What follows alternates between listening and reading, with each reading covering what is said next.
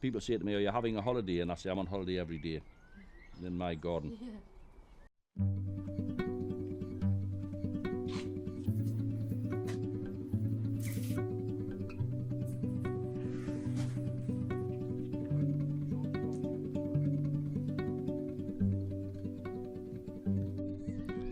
Motivation's never been a struggle with me. I've always been motivated.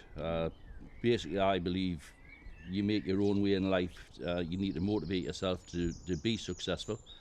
From being a child, I've always done that. I can remember the first greenhouse I ever bought brand new. I paid £1,100 for it, and it's about 50 years ago. Roughly 50 years ago. I was a country boy, as most people were in those days, and we used to pass a small greenhouse where this guy used to grow a few plants. He was just in the middle of nowhere, so I said to him, how much are the dahlia plants? And at the time it was sixpence in old money. He said, well look, if you're buying two, I'm going to give you one free of charge. So I got three for my sixpence.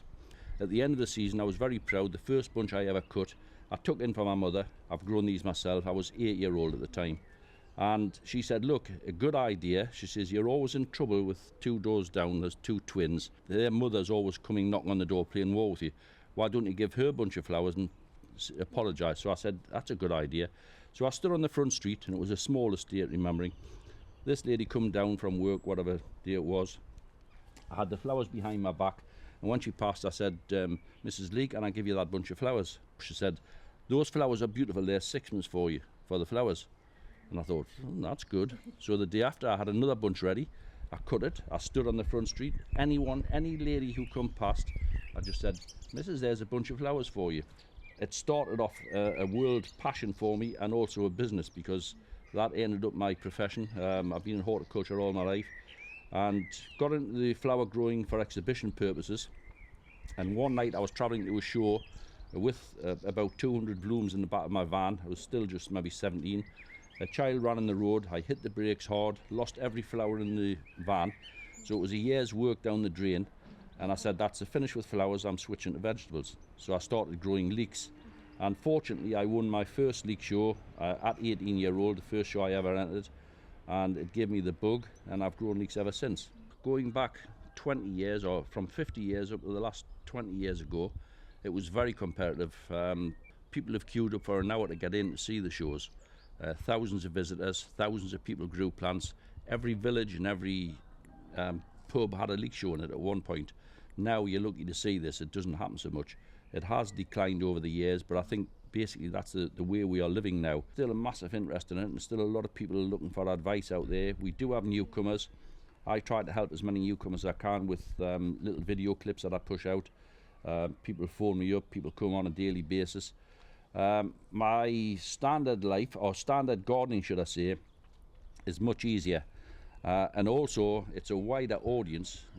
My daughter recently put me on TikTok, and I've got several thousand followers instantly, because it's a much wider spectrum rather than just a specialist subjects like the leeks and onions. I have had world record for the heaviest. I've won most of the open shows around. I've met King Charles through growing leeks. He hosted a big show. I was invited. I won my local show, which was held in Nossal Priory. From there, the 6 top growers in the country were invited down to Highgrove House, and I was fortunate enough, I won the outright show. So obviously I met King Charles. Well, he was Prince Charles at the time, and he got a leek video from me that I'd made a couple of years earlier. And from that particular show, that was for the heaviest leek. That didn't break any records, because I'd never grown for heavyweight before. I'd always grown for quality. But from that, it incentivized me to have a go at a heavyweight, and the following year I broke the record for the heaviest leek, that was great.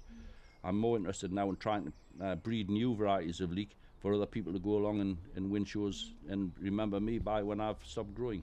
It has been a passion, it's been an obsession over the years, and people who are now getting into leek growing realise that it starts as a passion, it becomes an obsession because they get really tied into it, but now I've stepped back again, and it's a hobby. We're looking at exhibition leeks, so we'll start from the very beginning. I grow lots of plants, and I'm going to show you. These are young plants, started off in cells. They just haven't been potted on. You can see they've been grown in a tiny cell, and they remain very small. So they have grown through in cells. Not going to make any exhibition plants out of those now. The next stage, we go into a 7 centimetre pot. which is what we've got here. This is the next stage up, so basically you can see the difference from that to that, which is quite a bit. They usually go into these size pots late December throughout January. From January we move on. This is a different leek, it's a blanche leek, hence it's longer in the barrel, but this is a 1 litre pot, 11 centimetre.